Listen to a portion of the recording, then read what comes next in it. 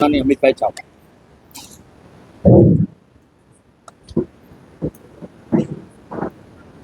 આજની પ્રેસ વાર્તામાં મારી સાથે ઉપસ્થિત અમારા પ્રદેશ કોંગ્રેસ સમિતિના મુખ્ય પ્રવક્તા ભાઈ મનીષભાઈ દોશી, ભાઈ હેમાંગભાઈ, પાર્થિવભાઈ, ભાઈ હિરેનભાઈ, નીરવભાઈ અને તમામ સાથીઓ અને આપ સૌ ઇલેક્ટ્રોનિક્સ અને પ્રિન્ટ મીડિયાના પત્રકાર મિત્રો, સર્વપ્રથમ તો આપ સૌનો આભારી છું કે ઓલ ઇન્ડિયા કોંગ્રેસ કમિટી દ્વારા ગુજરાત પ્રદેશ કોંગ્રેસ સમિતિના પ્રમુખ તરીકે ની જવાબદારી બીજી વખત સોંપી અને આજે પદ ગ્રહણ તો એક નિમિત્ત છે, પણ સમગ્ર કોંગ્રેસ પરિવારે આજના દિવસને સંકલ્પ દિવસ તરીકે નક્કી કર્યો છે.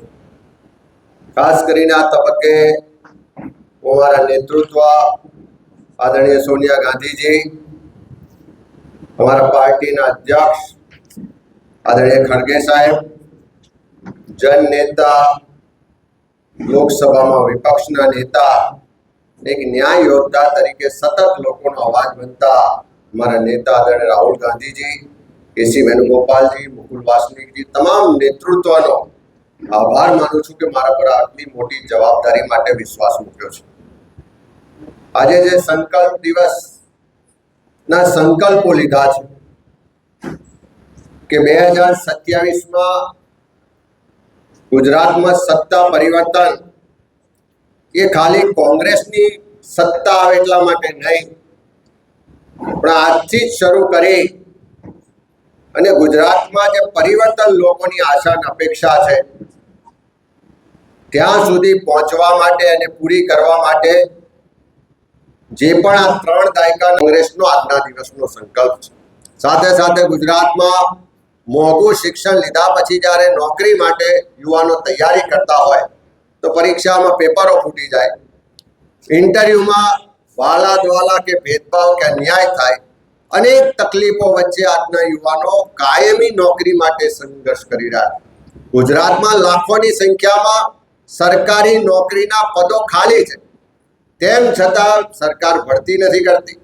ત્યારે આ તમામ ખાલી પદો પર કાયમી ને પૂરા પગારથી નોકરી મળે એ ગુજરાતના યુવાનોનો જે સંઘર્ષ છે, જે એમનું અત્યારે અભિયાન છે, એ અભિયાનને સંઘર્ષમાં કોંગ્રેસ એમને મજબૂતાઈથી સાથે રહીને લડશે. કોંગ્રેસનો સંકલ્પ છે. ખાસ કરીને આપણા સૌના માટે એક લાંછન છે કે એક બાજુ આપણે પ્રગતિશીલ રાજ્ય ગુજરાતની વાત કરતા હોય ને બીજી બાજુ આપણે ત્યાં કુપોષિત બાળકોની સંખ્યા અનેક ગણી હોય. કરોડો રૂપિયાના બજેટ ખર્ચ્યા પછી પણ આપણે કુપોષણ દૂર નથી કરી શકતા. ત્યારે કુપોષણ દૂર કરવાના સકારાત્મક કાર્યક્રમો અને સાથે સાથે જ્યાં પ્રજાના પૈસાની બરબાદી થતી હોય તેને રોકવાના કાર્યક્રમો બધા સાથે આગેવાની લઈ અને ગુજરાત પર જે કુપોષણનું દૂષણ છે એ દૂષણ દૂર કરવા માટે લડાઈ લડવાનો પણ અમારા સૌનો સંકલ્પ છે. ખેડૂતોને સ્વપ્ન તો મોટા બતાવ્યા હતા કે ખેડૂતોની આવક બમણી કરીશું, ગુજરાતનો ખેડૂત તો મારુતિ કાર લઈને ફરશે, પણ એવું તો કંઈ ના થયું. પણ આ સરકારની નીતિઓને કારણે, એની નિયત નહીં હોવાને કારણે ગુજરાતનો ખેડૂત આજે આર્થિક રીતે પાયમાલ છે, દેવાદાર છે, રોજ એના અસ્તિત્વ બચાવવા માટેનો સંઘર્ષ કરે છે. ત્યારે ખેડૂતોને ન્યાય અપાવવાની લડતમાં અને ખાસ કરીને લાંબા સમયથી ગુજરાતના ખેડૂતો જે ખોટી જમીન માપણી થઈ છે એના કારણે ભાઈ ભાઈ વચ્ચે ઝઘડા થાય છે, લોહીની નદીઓ વહે છે, એ ખોટી જમીન નાબૂદ કરવા માટે છેલ્લી કક્ષા સુધીની જે લડાઈ લડવાની થાય એ લડાઈમાં ખેડૂતોની સાથે રહીને લડાઈ લડવાનો કોંગ્રેસ પક્ષનો સંકલ્પ છે. ખાસ કરીને ગુજરાતમાં અધિકારીઓનું રાજ છે. આજે કોઈ સરકાર કે સત્તા પર બેઠા હોય એનું ચાલતું નથી, પણ અધિકારીઓનું ચાલે છે. ચારે તરફ લૂંટ ચાલે છે. આ કમિશન રાજ, આ અધિકારી રાજને ખતમ કરવા માટેના કાર્યક્રમો સાથે આ અધિકારી રાજ ને કમિશન રાજ ખતમ કરવા માટેનો પણ કોંગ્રેસનો સંકલ્પ છે. એક તરફ ભ્રષ્ટાચારને કારણે રસ્તામાં ખાડા પડે છે, પુલ તૂટે છે, લોકોના જીવ જાય છે, પણ સરકારને કોઈની ચિંતા નથી. ત્યારે સરકાર ખાલી પોતાની વાહવાહી માટે પોતાના ઉત્સવો તાઇફા અને રાજકીય એજન્ડાઓ માટે જે અત્યારે કામ કરી રહી છે એના બદલે સરકારને પણ પ્રજાના પ્રશ્નો માટે કામ કરવા માટે મજબૂર બનાવીશું. પ્રજાને સાથે લઈ અને સરકારની સામેના મુદ્દાઓને લઈને રસ્તા પર ઉતરીને લડત લડીશું.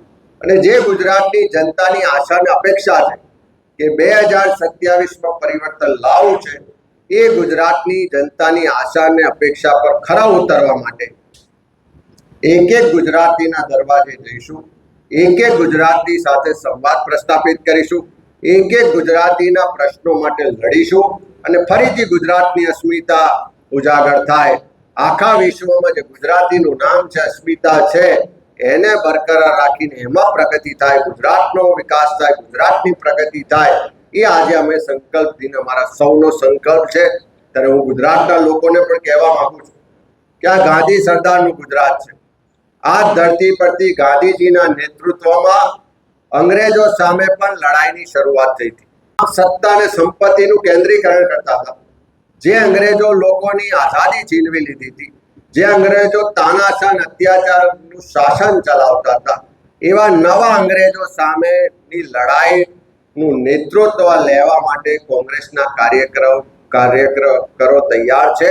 તમે સૌ પણ ગુજરાતની અસ્મિતા માટે, તમારા પ્રશ્નો માટે, આવનારી પેઢીના ભવિષ્ય માટે આ લડાઈમાં સહયોગ આપો, આશીર્વાદ આપો અને સાથે જોડાઓ એવી આ તબક્કે વિનંતી પણ કરું છું. આજે જે પણ પદગ્રહણમાં નવી જવાબદારીના ભાગ સ્વરૂપે આખા ગુજરાતના અમારું નેતૃત્વ અમારા સંગઠન મહાસચિવ આદરણીય મુકુલ વાસનિકજી, અમારા પૂર્વ પ્રદેશ પ્રમુખ આદરણીય શક્તિસિંહભાઈ, અમારા નેતાઓ જગદીશભાઈ, સિદ્ધાર્થભાઈ, પરેશભાઈ, મધુસૂદનભાઈથી લઈને તમામ અમારું વરિષ્ઠ નેતૃત્વ અને આખા ગુજરાતમાંથી જે અમારા કોંગ્રેસના જે બબ્બર શેર કહેવાય એવા આગેવાનો, કાર્યકરો અને પ્રજાજનો, સમાજના વિવિધ સામાજિક સંગઠનોના વડાઓએ આવીને જે સહકાર આપ્યો છે, જે સથવારો પૂરો પાડ્યો છે, બદલ સૌનો આભાર માનું છું. અને મીડિયાના મિત્રોનો પણ આભાર માનું છું કે કોંગ્રેસે આજે જે સંકલ્પ દિવસે ગુજરાતની જનતા માટે,